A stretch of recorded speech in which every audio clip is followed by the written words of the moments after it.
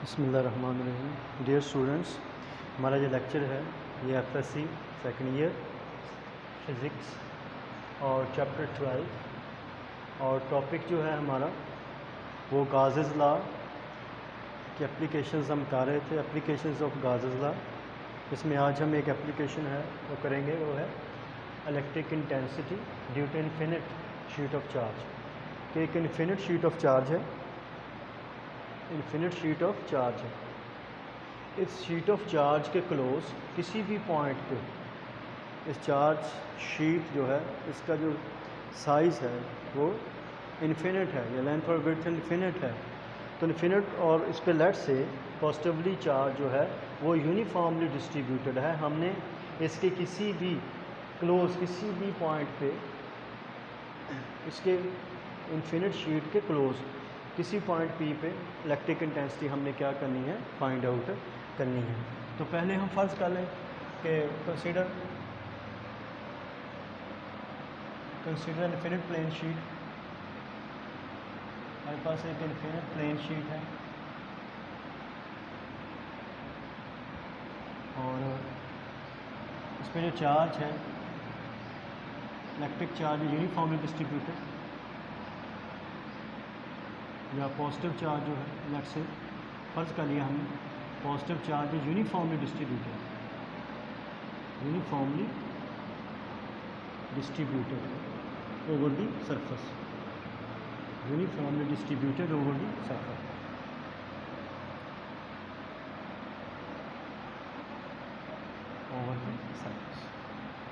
अब देखिए हमारा ऑब्जेक्टिव क्या है। हमारा ऑब्जेक्टिव जो है वो हमने क्या करना है, टू फाइंड इलेक्ट्रिक इंटेंसिटी हमने फाइंड करनी है। Electric intensity close to the sheet, इस शीट के क्लोज टू दिस शीट। इस शीट के क्लोज हमने एट अ पॉइंट किसी भी पॉइंट पे हमने इलेक्ट्रिक इंटेंसिटी क्या करनी है, फाइंड करनी है। तो आपको याद होगा जब हमने गॉसेस लॉ पढ़ा था उसमें उसको अप्लाई करने का आपको मेथड बताया था कि इलेक्ट्रिक इंटेंसिटी हम फाइंड कैसे करेंगे। उसके लिए सबसे पहले हम क्या कंसीडर करते हैं, गॉसियन सरफेस। तो हम क्या करेंगे, एक गॉसियन सरफेस कंसीडर करेंगे। बेस्ट सूटेबल जो सरफेस होगी इन दिस केस वो क्या होगी, गॉसियन सरफेस क्या है, is in the form of a cylinder, in the form of हमारे पास क्या है, एक सिलेंडर की फॉर्म में है। और वो सिलेंडर जो है जो एक इमेजिनरी सिलेंडर है, इमेजिनरी सरफेस है जो कि पास थ्रू कर रही है इन्फिनिट शीट से, इन्फिनिट शीट से पास थ्रू कर रही है। क्वेश्चन हम क्या फर्ज करते हैं, cylinder form of cylinder passing through the sheet, जो कि शीट से क्या करें, पासिंग थ्रू दी शीट। ठीक है, हमने let we are to calculate, हमने क्या करना है, कैलकुलेट इलेक्ट्रिक इंटेंसिटी। हमने इलेक्ट्रिक इंटेंसिटी कैलकुलेट करनी है at point P, let's say P point पे करनी है क्लोज टू, जो कि क्लोज टू द शीट, जो कि शीट के क्या है, क्लोज है। इस पी पॉइंट पे हमने लेट से इलेक्ट्रिक इंटेंसिटी जो है वो फाइंड आउट करनी है। और फ़र्ज़ कर लिया जो हमारी जो गॉसियन सरफेस है इन द फॉर्म ऑफ सिलेंडर, इसकी जो फ्लैट एंड्स हैं, जो फ्लैट सरफेस हैं वो point P, one of the flat surface point P contain करती है। ठीक है, one of the flat surface क्या कंटेन करती है, पॉइंट पी। अब जो कर्व सरफेस है, अब इसकी तीन सरफेसेस होंगी सिलेंडर की, एक कर्व सरफेस होगी और दो इसकी जो दो एंड्स होंगे वो कौन से होंगे, वो फ्लैट सरफेसेस होंगी। जैसे ये मार्कर है, ये भी इन द फॉर्म ऑफ सिलेंडर है, इसकी ये एक कर्व सरफेस है और ये इसकी one end close to the point P अगर हम बात करें वो कंटेन कर रहा है पॉइंट पी, लेट से ये पॉइंट इस फ्लैट सरफेस पे है, दूसरा पॉइंट जो है लेट से वो इस सरफेस पे, इधर भी हो सकता है लेट से पी पॉइंट, इधर भी हो सकता है, दोनों तरफ जो है point P is contained by either of the flat surfaces, दोनों सरफेस में किसी भी फ्लैट सरफेस पे पॉइंट पी है, वहाँ पे हमने इलेक्ट्रिक इंटेंसिटी क्या करनी है, फाइंड आउट करनी है, क्लोज टू दी शीट के क्लोज है, ठीक है। अब हम क्या करेंगे, चार्ज, दूसरा स्टेप जो होता है वो होता है charge enclosed by the Gaussian surface, इसने चार्ज कितना इनक्लोज किया हुआ है, उसके लिए फ़र्ज़ कर लें कि लेट जो surface uniform surface charge density है, यूनिफॉर्म सरफेस चार्ज डेंसिटी है, चार्ज डेंसिटी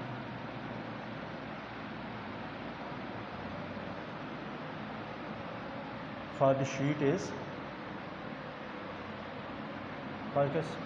वो लेट से क्या है, इज़ सिग्मा, या लेट बी सिग्मा, वो क्या है सिग्मा, यानी सरफेस चार्ज डेंसिटी क्या है सिग्मा। सरफेस चार्ज डेंसिटी क्या होती है, वो होती है सरफेस चार्ज डेंसिटी होता है चार्ज पर यूनिट एरिया, कि कितने एरिया में कितना चार्ज जो है वो डिस्ट्रीब्यूटेड है।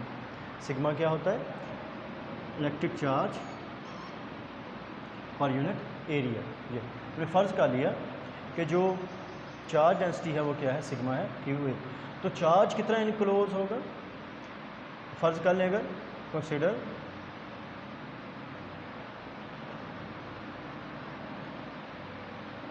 Area of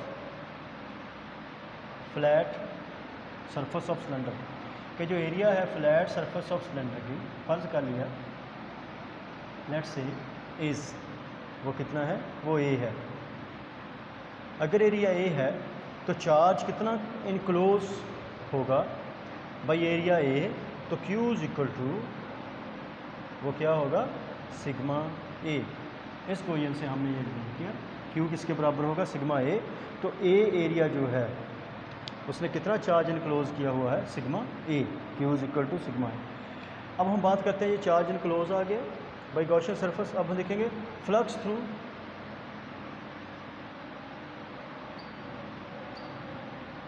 the Gaussian surface, total flux कितना पास हो रहा है, ये हम क्या करेंगे कैलकुलेट।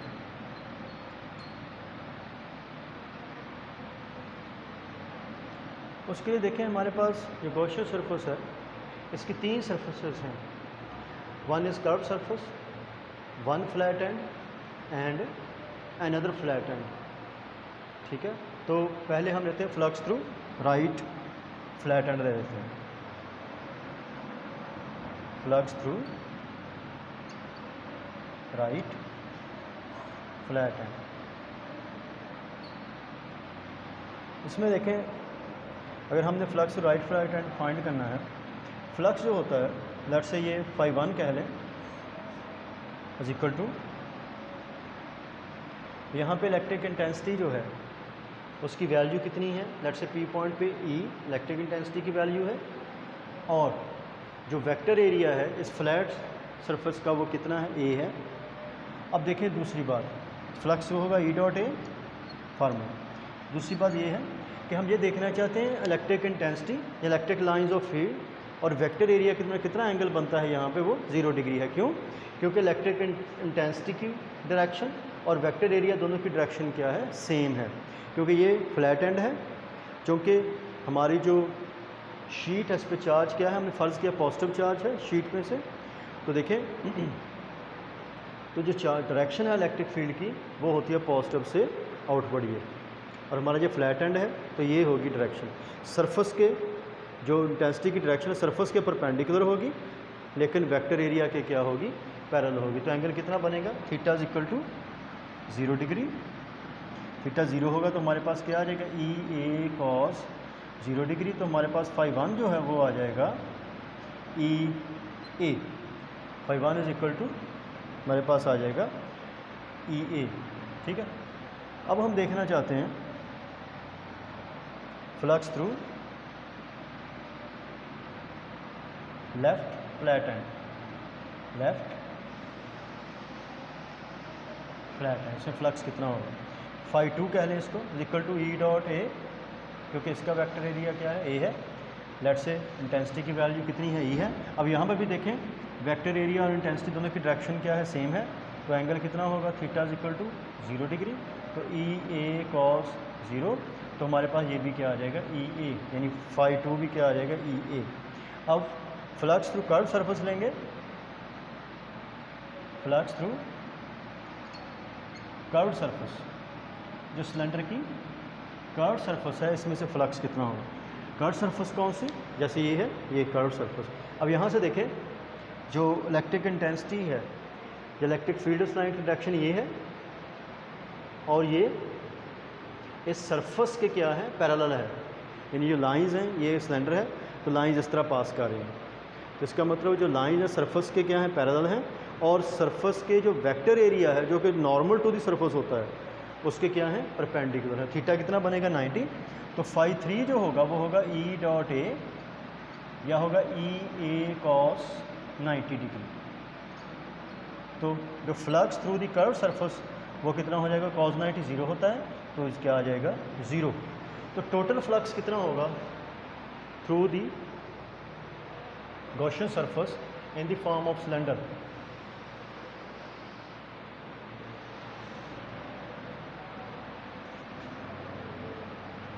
टोटल फ्लक्स फाई वो होगा phi 1 plus phi 2 plus phi 3 is equal to क्या होगा, E A plus E A through two flat surface, 0 through the curve surface. तो फाई क्या होगा, 2 ई ए, ये हमारे पास आ जाएगा इलेक्ट्रिक फ्लक्स।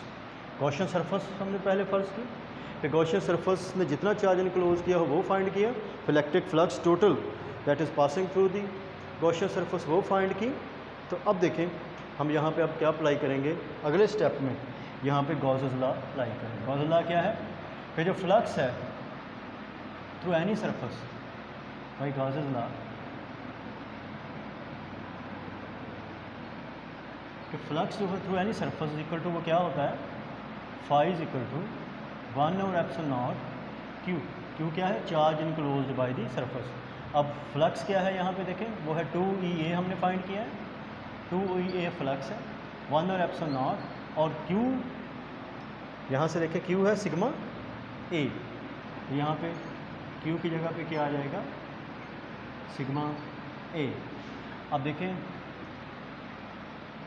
यहाँ से E इज इक्वल टू ए से दोनों साइड से क्या हो जाएगा, कैंसिल हो जाएगा, ठीक है। E इज इक्वल टू 2 इधर जाके डिवाइड हो जाएगा, तो सिग्मा ओवर 2 एप्सिलॉन नॉट, तो ये आ जाएगा इलेक्ट्रिक इंटेंसिटी की वैल्यू आ जाएगी, मैग्नीट्यूड आ जाएगी close to the infinite sheet of charge at point P।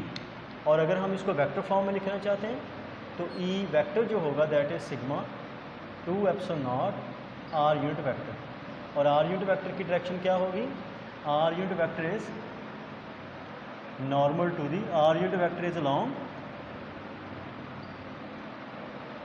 along outward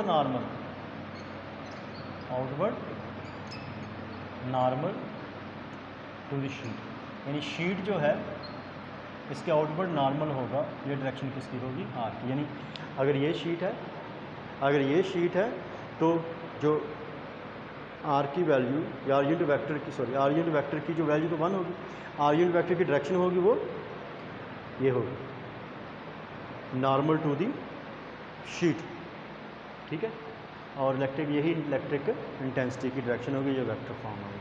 तो उम्मीद करता हूँ आपको समझ आ गई होगी। Thank you students.